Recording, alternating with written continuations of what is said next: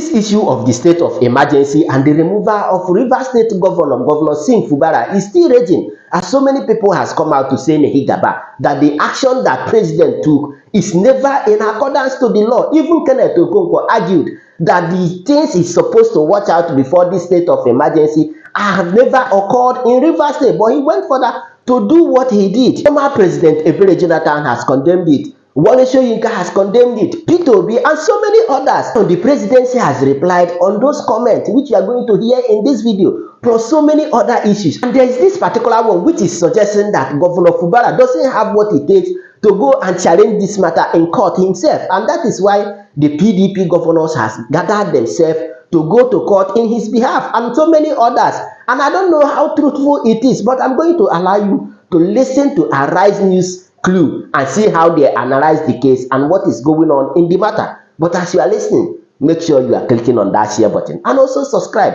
for more updates. And after that, I'll be back.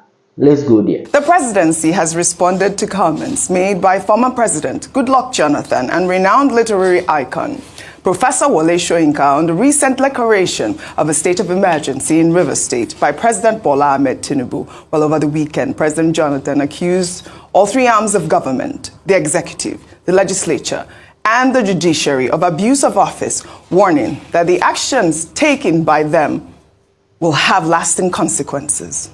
The key actors in Nigeria, from executive to the legislature, luckily Senator Binta and others are here, and the judiciary did know the correct thing to do.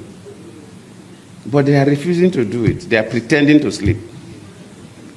And waking such a person is extremely difficult because the person knows the right thing. The clear abuse of offices, clear abuse of power, clear abuse of privileges, cutting across from the three arms of government, from the executive to the parliament to the judiciary. And I always plead with our people that whatever we do affects everybody. Whatever we do affects everybody. He especially condemned the judiciary, saying that, especially the fact that their decision affects everybody, especially internationally. He talked about the fact that, why do we think that Nigerians are not respected abroad? It's not just the Yahoo people. Our international passports are not regarded because of decisions that are made by the judiciary, the executive, and the legislature. In the same vein, Professor Wole Soyinka over the weekend said that President Bola Ahmed Tinubu's declaration of a state of emergency in Rivers State betrays the spirit of federalism. The playwright made the comment while speaking with the Africa Report, adding that the Nigerian constitution gives the president too much power. He called for an amendment to the constitution. Soyinka also spoke on live television, describing the emergency rule as an excessive measure. Let's take a look. Let me confess that I was surprised at the ease with which this emergency law, that step, was applauded and passed. And then the critical question, even within the powers of the president on a democratic dispensation, there are areas of discretion. And you're quite right to point out this wholesale suspension of everything to government. I think that's an over excessive response within the rights and the powers. We're assuming now, let's say that the president is constitutionally right, but within his powers, there are also areas of discretion. And I think that the wholesale scuttling of the democratic existence in the rivers was excessive. I think it could have been managed much better, much more economically. Well, the senior special assistant to the president on media and publicity, Temitope Ajayi, put out a statement, and his statement reads, Nobel laureate Professor Wole Soyinka and former President Goodluck Jonathan are respected statesmen. Like many Nigerians, have offered varied opinions on the president's declaration of a state of emergency in Rivers State. The two distinguished Nigerians have also offered their own opinions too. President Tinubu has a country to govern, and he has exercised his power under the 1999 Constitution as amended.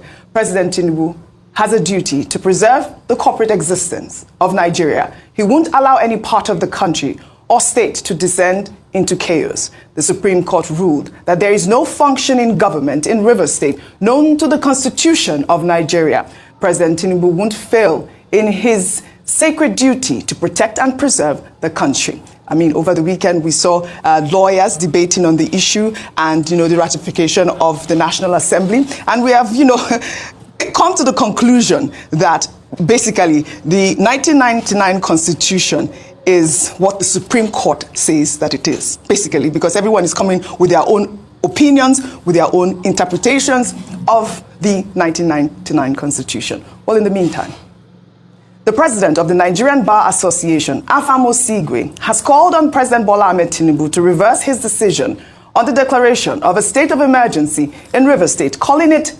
unconstitutional. Osigwe spoke on live television on Sunday, reiterating the position of the NBA, condemning the removal of the state governor, Sim Fubara. Let's take a look. For us, first of all, the grounds for the declaration of a state of emergency in Rivers State were not in existence as at the time the president made the declaration. It is our view that the facts as presented did not justify a declaration of state of emergency. They did not meet the threshold or the facts and circumstances enumerated under Section 3(5) subsection 2. Now, the next segment is whether, assuming that as lawyers say, without conceding that the president was right in declaring a state of emergency, was he right in suspending the governor and his deputy as well as the House of Assembly? We also went on to say, and still insist, that that declaration too was unconstitutional, because Section 11(4) of the Constitution makes it clear that declaration of a state of emergency does not extend to power of the National Assembly to remove a governor. Now, if you know that under Section 305 subsection 5, the declaration by the president does not really become law until it is ratified by a resolution of the National Assembly. So you understand in what context Section 11(4) of the Constitution says that provided that the National Assembly does not have the power to remove the governor and his deputy. Another interpretation of the 1999 Constitution by the president of the NBA. Meanwhile, the Socio-Economic Rights and Accountability Project has sued President Bola Ahmed Tinubu over what he calls the unlawful suspension of the Rivers State governor, his deputy, and House of Assembly members. Sarah wrote on X, breaking, "We've sued President Tinubu over the clearly unlawful suspension of Fubara and Rivers lawmakers." The suit is brought by members of Sarah Volunteer Lawyers Network in the state. Democracy works best when everyone participates. In the same vein, governors under the People's Democratic Party have instructed lawyers to file a suit at the Supreme Court against President Bola Ahmed Tinubu to challenge the declaration of a state of emergency in Rivers State. The PDP governors from Bauchi, Adamawa, Bayelsa, Enugu, Osun, Plateau, and Zamfara states are praying the court to declare that based on the provisions of Sections 1, 5, and 305 of the Constitution, the President of the Federal Republic of Nigeria has no powers whatsoever to suspend a democratically elected governor and deputy governor of a state in the Federation of Nigeria under the guise of or under the proclamation of a state of emergency in the state of the Federation by the President. Fubara, however, is unable to join the suit because he would need authorization, according to reports from the current administration in Rivers State, which is impossible because the sole administrator reports directly to the president, who is being sued by the PDP governors. Dr. Abati, I know I heard you earlier talking about the fact that the governors should also react. We're seeing these new information here saying that the PDP governors are ready to go to the Supreme Court, which I applaud, because over the weekend I read somewhere that the Nigeria's Governors Forum are deciding to stay silent because they don't want to pick a side. But it's good to see that the PDP governors are going to the Supreme Court. Before I come to you, Dr. Abati. Meanwhile, a 2023 video showing a former governor of Lagos State, Babatunde Raji Fashola, narrating how President Bola Ahmed Tinubu fought to restore a former governor of Oyo State, Rashidi Ladoja, who was impeached by Oyo State legislators and forced out of office in January 2006, has surfaced online. Well, Fashola described Tinubu as a champion of oppressed people who made moves to ensure that a sitting governor was not left impeached. Let's take a look. When Governor Ladoja was removed as governor in Ibadan by an apparently illegal impeachment process, it was to Lagos that he came, and I know, and I will say no more about that part. He said, just bring your constitution, bring your law books, I need you to recite something for me. When I got there, what he said to me was, are we just going to fold our hands and let a governor in Nigeria be impeached and nothing will happen? And I said, but he's in opposition, it doesn't matter. What can we do? Call your colleagues. And it was in his house, in that body law, that a group of us lawyers sat down, prepared the court documents, and it was that case that went all the way to the Supreme Court. And Ladoja was returned back to office before he finally lost in the re-election. That wasn't his cause. That was an opposition governor. But that is the man, the champion of oppressed people. Tinubu, champion of oppressed people. That's how former Governor Fashola described it. And you know, Dr. Bassey, if you recall, I believe Ladoja had given an interview back in 2019 saying that it's because he had told Obasanjo that he wasn't qualified to run for a third term, and that's why he was impeached. Go ahead. Okay, certain things we're dealing with here. Yeah. We're dealing with politics, we're dealing with law. The PDP governors who say that they will go to court to challenge this, I think is a welcome development. I've made a point again and again that we should test that Section 305 because all kinds of persons, including roadside mechanics and vulcanizers, have been interpreting Section 305, and even lawyers, including ambulance lawyers, have been offering their own interpretations. The best way to resolve this will be to go to court. Now, who goes to court? I think the PDP lawyers, you know, or any other, the PDP governors or any governor will have the locus to say we seek an interpretation of this section of the Constitution so that we don't become also victims, some kind of preemptive move.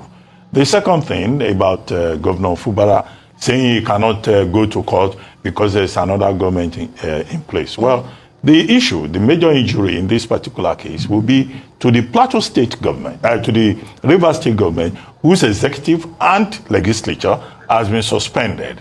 So he is on his own now saying he doesn't have the locus to go to court. But he can also go to court to assert his own fundamental human rights. And say that his rights as the elected governor of the Rivers State people have been violated. Yes. So if he says it's only the state that can go to court, that is not true. He may be referring to Plateau State government versus Attorney General of the Federation, in which the Supreme Court decided the matter on the grounds of technicalities. But his own rights have been violated by the President of Nigeria and the federal government. And he can also seek an interpretation.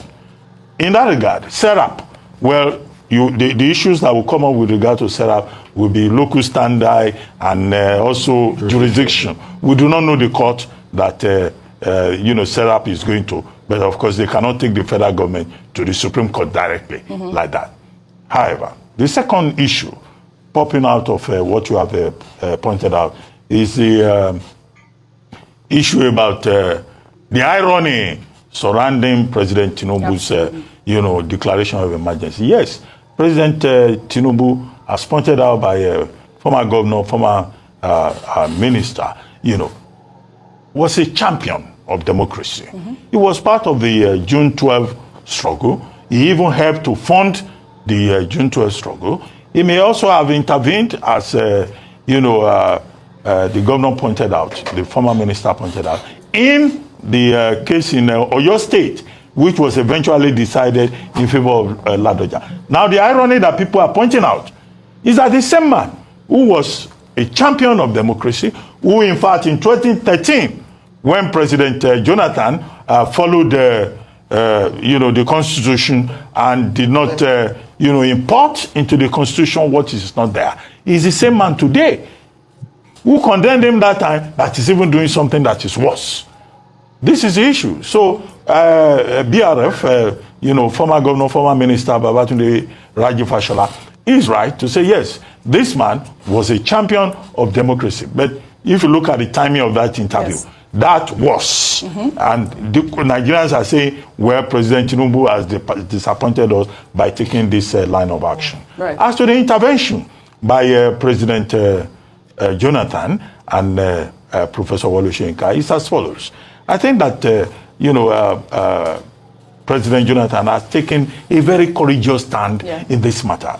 And it is most unusual, because ordinarily you will not criticize a sitting president. And he said that. But he has chosen to do it because he considers it, something of moment, something very serious. And he talks about abuse of power, abuse of privileges across the line, and that the judiciary has been compromised. That can only come from a man who is speaking as a statesman and saying, look, let's apply caution. And he didn't directly mention President Tinubu's name, but anybody who is intelligent enough, will see that he was making a very valid point. And what we expect is that President Tinubu will listen to these voices of reason and see reason, to reverse himself on the question of Rivers State. Even if he's still going to uphold the state of emergency, he can return the democratic structures that were there before and then still have that state of emergency as Section 305 allows him to do. As Alpha Mosigwe pointed out, there's no part of the Constitution that gives you absolute privileges or powers.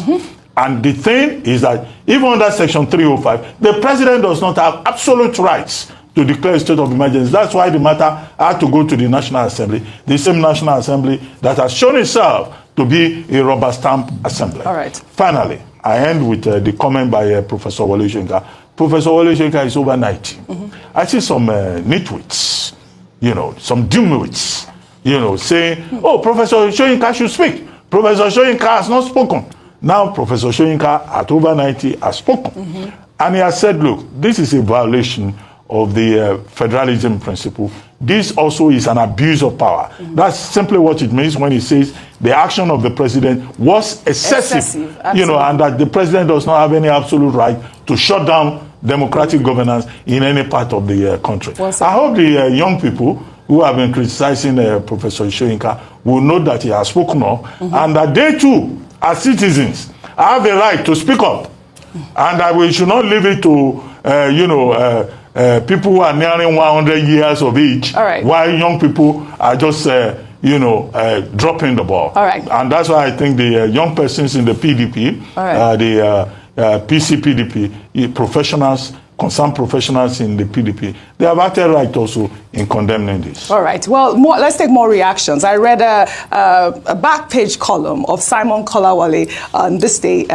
newspapers yesterday, and I'll read an excerpt of it. He titled it, "Ladies and Gentlemen, It's All Politics." Are we really surprised at Tinubu's action? He's a godfather himself and has quenched every rebellion in Lagos, including the recent attempt to remove the speaker without his approval. Wike is not only his minister, but also played a key role in weakening his own party, the PDP, in the 2023 presidential election to help Tinubu. Wike is also holding down the party ahead of 2027. So there are no prizes for guessing why Tinubu is in his corner. As Olusegun Adeni, the frontline columnist, wrote, Fubara and his advisors failed to reckon with federal might in picking his fight. In the words of Bolaji Abdullahi, the former youth and sports minister, Nigeria will always defeat you. And I wanted to just pull up this picture of the day, that has been trending. And it's a picture here with the caption, "Shutting down democracy, one state at a time." And we see President Tinubu there. I think this is posted by Asukwo. Is the cartoonist of Business Day. Yeah. I mean, quite apt, really, quite apt. That's the picture of the day. Well, another reaction that trailed the story is a video showing the Minister of the Federal Capital Territory, Nyesom Wike, threatening to cause political crisis in the state of any governor who tries to interfere in the affairs of the People's Democratic Party in Rivers State. Wike made the comment in Port Harcourt at the PDP Secretariat during the party's state congress in August 2024. Let's take a look. I hear that there are some governors, who say they will take away the structure and give back to somebody. I pity those governors because I'll put fire in their state. When God has given you peace, you say you don't want peace. Then whatever you see, you take. Prepare, because I have the capacity to also do the same to your own state. Whether you are from Bauchi, I don't give a damn. Whichever state you come from, as far as I know that you are trying to put yourself in River State, your hand will get burnt. And you will never sleep in your state. You will never do governance again. You will see political crisis. As far as PDP is concerned. All right, here is FCT Minister here, Nyesom Wike, and that video was trending because, one of the reasons that the president gave was that the imminent danger was, whether or not Fubara was threatening violence in the state and encouraging the young people to blow up pipelines. But we see sitting minister here, threatening fire and brimstone, threatening to cause political crisis in the states of any governor that is trying to interfere in the rivers crisis. Now, this is to the PDP governors who have now gone to the Supreme Court. Be careful of, Governor Wike, because he had threatened before, and I don't know what that threat means. But let's just sum this whole story up with this video, showing when the former Rivers State Governor, Nyesom Wike, and his supporters were celebrating after INEC declared Sim Fubara the winner of the Rivers State election in March 2023. Let's take a look.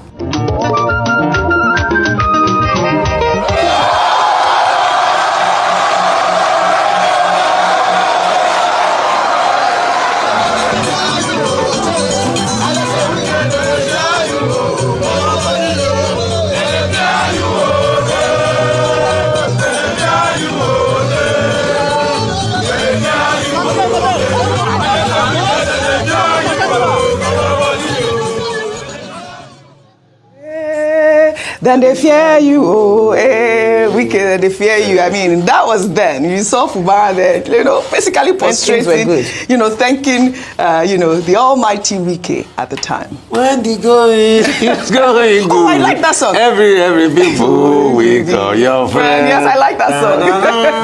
Rufai will always sing. Well, is it this? Higher, higher, higher, higher, higher, higher.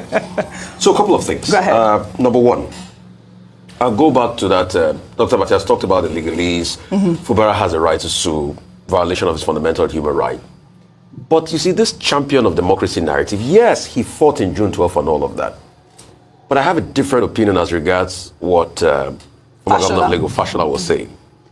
The reason why the likes of Governor Bola Tinubu fought the impeachment of Senator Rashidi Adewolu-Ladoja was not because he wanted to champion democracy. It was because Obasanjo was involved and he was fighting Obasanjo. Let's not forget. Because Senator Rashidi Adewolu-Ladoja was part of those that benefited from the Obasanjo run of the Southwest that pulled out most of the governors of the AD then, like Lamidi Adesina. So he had just benefited. So it was not because he loved democracy so much that he was fighting for a PDP governor. Okay. It was because he was the last man standing from that raid, and he also needed to consolidate and assert. So the enemy of my enemy was my friend. So that was the reason why he fought and all those battles. There was also a technical position into it. Secondly, both parties, both Wike and Fubara, threaten violence in this. And that's why I keep asking one question people have not been able to answer. What was the imminent threat of danger? Was it the fact that Mr. Fubara had written letters? I'm happy they played that video. In that video, Governor Wike also threatened the Ijaw people. What was the imminent threat of danger? Because Mr. Fubara had written a letter after that Supreme Court judgment, and he was the one calling for peace. The only part I faulted him for was when one of his stumps where he said, I'll tell the boys what to do. At the right time. At the right time. Which, a day after, he even called for peace when they were giving platforms to the Air Force or something. Helicopter platforms or thereabouts. So, when you look at it critically, what was the imminent threat of danger? Was it the fact that Fubara started listening to the courts, dismantled the local government structure, said they should go for new elections, taking his paper to the National Assembly, the State House of Assembly, even going there to say, okay, when can I represent my project? Was that the imminent threat of danger? All right. Well, because all of a sudden, those that also claim that, since this administration have emerged, this sole administrator, things have stabilized. And that's why we talked about also the Soku incident yesterday. In all of this, I would also like to disagree with Mr. Samuel Kolawole. And I'll tell you why in that article. And the fight about, when you are fighting federal might and all of that. No.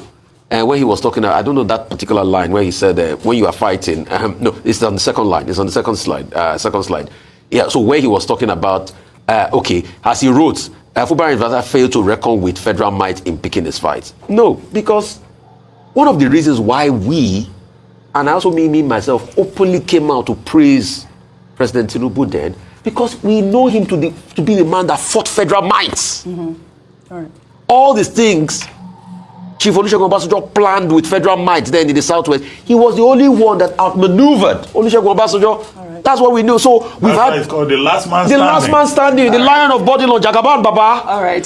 And that's why we praised him to the high heavens there. But it is sad that all the things he fought against, he has now negated today. And that's why we are also calling him out. Stand up as a man. All right. Stand up as a man. Well, Rufai, let me answer some questions that you asked. And this is some questions that we have had conversations about. Fubara. Like a child. Who? Fubara. How old is Fubara? Let him stand up as a man. You are asking about the imminent threat of danger. Some people might argue that it is because there was a threat to federal installation, which is, the gas pipelines, which, imperils on the Nigerian economy, which is fueled by oil and gas. So that's one of the arguments, thereof. But before I come to you, Ayomide, we have seen that Governor Sim Fubara has made his first public appearance since his suspension from office following the declaration of a state of emergency in Rivers State. Fubara was spotted on Sunday at the headquarters of the Salvation Ministries in Port Harcourt, where he attended a worship service. I mean, that's Fubara there.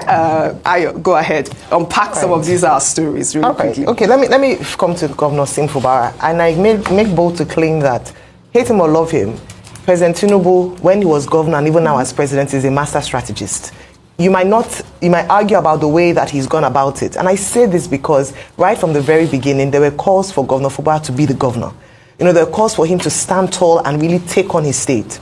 I say this because now that everything is happening, he's always positioned himself as the man of peace. He told that there's a good part to that. When it comes to politics, governance, and leadership, that sometimes you have to put on your tough man boots and actually, take charge. And that's where some might fault him. I read Mr. Bayo Ononuga's article also in the back page of this day newspaper today. And I saw where he was coming from, where he said that, Rivers was in a grave situation, combatant refused to allow reason to prevail and all that. And this is why, for today, I'll also bring in the complicity of the PDP as a party, its failings as being able to organize and support in what was happening, even whilst it's sad. Because yes, we can say, President, rein your minister in, but Governor, at least to the best of our knowledge, Nyesom Wike is still a member of the PDP. Governor Fubara is a governor of the PDP. Why couldn't the PDP internally sort out their issues? Because when you don't, and that's what we said, a party divided against itself or a family cannot stand. So the fact that they could not solve their internal issues made it possible for outsiders to come, interfere in your state, and now you're crying wolf, it's illegal, it's illegal. Why didn't you do something about it then? When two members of your party were destroying a state and putting the members of the state at in such a difficult position, such that a state of emergency had to be called. It's not just the president that will point fingers at, even the PDP as a party. So going back to, the governors are now coming out to go to the Supreme Court, I'll wait and see if they end up doing that. The PDP as a party has failed its members, it has failed its governor, and now when it's almost too late, come now to say that we don't accept this, they should have done that when we're calling for disciplinary actions against Nyesom Wike by his own party, against his fellow party member. So it's really sad that this has happened. We still maintain our stance that the president should listen to the statesmen who have come out to speak against his actions. And even though he wants to continue to move on as the champion of democracy, this particular action might ruin his legacy as being that. So he might be Jagaban, he might be last man standing etc. But this particular action would stain his image as being the champion of democracy. All right. Well said, Joel, and thank you for your submission. Dr. Abati, yours was pro bono, right? And Rufai, is it pro bono as well? I doubt it. Well done. Thank you all. Now let's take our good news report. In Akwa Ibom State, where the state governor, Pastor Umo Eno, has rescued a business owner after she pitched her business idea. The business owner spotted the governor during an empowerment program and went on bended knees to present her challenges to the governor in an emotional plea, as we'll see in this video that has made the rounds on social media.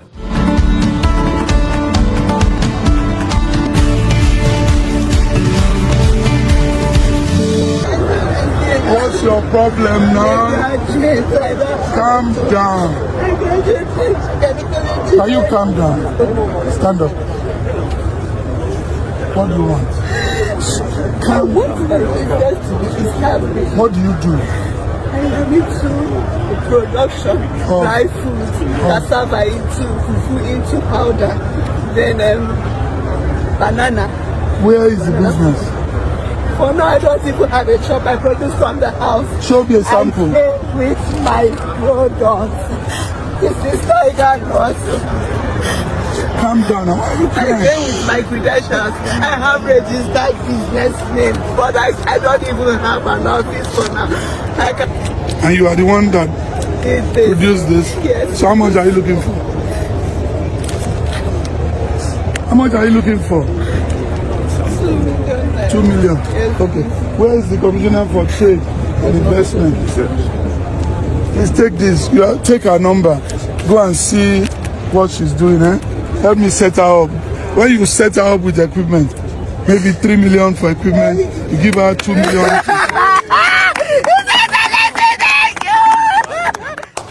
Oh, this was so emotional, really. It's been trending all over the weekend. We know that the governor, who is passionate about promoting entrepreneurship, gave out over 10,000 sets of equipment to 2,000 entrepreneurs under his Arise Entrepreneurial Equipment Support Scheme. He also awarded a female truck driver 5 million naira for daring to venture into a male-dominated trade. I mean, this Arise program, we saw that. It was beautiful that he was able to empower his people right there. Dr. Bates. You know, when Governor Umaino assumed office, he talked about happy hour. Yes. You know, and we had criticized him at that time. Yes. Saying that this happy hour, I hope it's not going to be a babulous Bacana revelry of Akwa Ibom people on Fridays. You know, but what he has done now, this is a real happy hour. Yes, and it is the kind of happy hour that we endorse. You get the point. Now, so many people has been condemning this action, saying that what President did is not in accordance to the law. But there is where I have problem my own self. Now, if they have confirmed that the President has done something that is not in accordance to the law, who is going to take action against the President? Or because he is the President, there is no action against him for doing something that is against the law? In fact, let me allow you to share your own thought with me on the comment section. And of course, you know the vibe. Click on that subscribe button, follow, and share for more updates. Because like this, we